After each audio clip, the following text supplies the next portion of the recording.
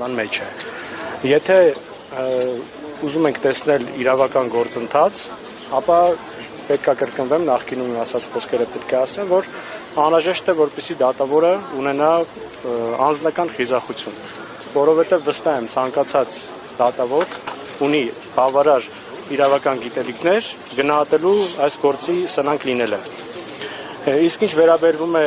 հեծի շուրջ ստեղծված իրավիճակին եւ լիցենզիայի զրկելուն, եթե քաղաքական նպատակը այն է եղել, որպեսզի Սամվել Կարապետյանին ժամանակավորապես սահմանափակեն եւ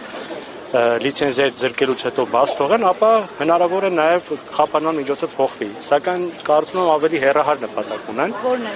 Հեռահար նպատակը քաղաքական չեզոք դիրք ստիպելն է մարդկանց, որպեսզի մարդիկ չկարողանան հասարակության շրջանում համախմբում ապահովել եւ նոր այդքան կարծում եմ հասարակության կողմից սպասվող նոր ուժի ձևավորումը կասեցնելն է։ Այսինքն քաղաքական process-ներին չմասնակցելու պատճառով է սա տեղի ունենում։ Նայեք, եւ հաշվի առնելով հենց այս հարցը, արդյոք հնարավոր համարում եք, որ իշխանությունները այստեղ կիրառեն այսպես Մոլդովայի սցենարը եւ այո, դուք այդպես էլ մաս չդառնաք քաղաքական process-ների։ Չեմ բացանում, որ նման գործընթացներ կարող են լինել, հաշվի առնելով այն հեղեղվող նորությունները վերջին շրջանում, ինչպես ձեր ասած process-ի մասին, այնպես էլ նաև որ փորձում են մեր ձևով շարժումը եւ շարժման առաջնորդին Սամվել Կարապետյանին որևէ ձևով ներկայացնել որպես արտաքին ուժերի ներկայացուցիչ, նման սուտ տեղեկությունները, նման անհիմն լրատվական հոսքը ինչ որ չափով կարող է տեղ տալ մտածելու, որ նմանատիպ նպատակներ ունեն, որպեսզի չեզոքացնեն։ Սակայն այստեղ մի բան պետք է ասեմ, որ հասարակության կողմից մենք տեսնում ենք այդ պահանջը, որ համախմբում էր անհրաժեշտ, տեսնում ենք նաև վերջին ընտրությունները, երեք կայացած ընտրությունները ցույց տվեցին, ցավոք սրտի, որ մարդկանց մոտ նոր ուժի անհրաժեշտություն կա։ Եվ այդ համախմբումը կարող է կասեցնել այդ գործընթացը, որպեսզի նոր ձևավորվող քաղաքական ուժի հայրենասեր մարդկանց կողմից ստեղծվի այդ քաղաքական միավորը, կուսակցությունը եւ ունենա մասնակցություն առաջիկա քաղաքական զարգացումների։ Հետևաբար կարծում եմ կլինի որևէ փորձ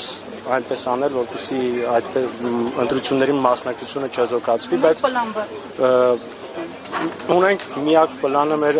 հայ հասարակությանը հասցնել այն իրողությունները, ինչը որ այսօր տեղի են ունենում, հայ հասարակության մեջ այդ անվստահությունը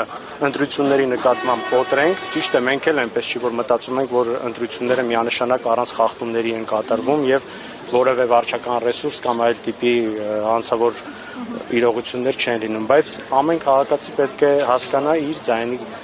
կարևորությունը, իր մասնակցության կարևորությունը եւ ինչքան մեծ լինի մասնակցությունը, ինչքան մեծ լինի համախմբվածությունը, այդքան դժվար կլինի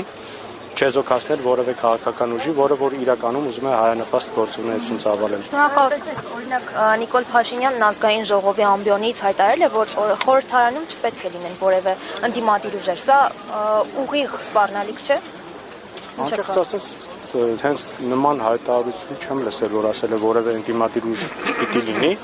եւ դա չեմ էլ կարծում, որ ընդհանրապես սահմանադրությունը նախատեսում է, որպեսզի միատարր ազգային ժողով ունենանք։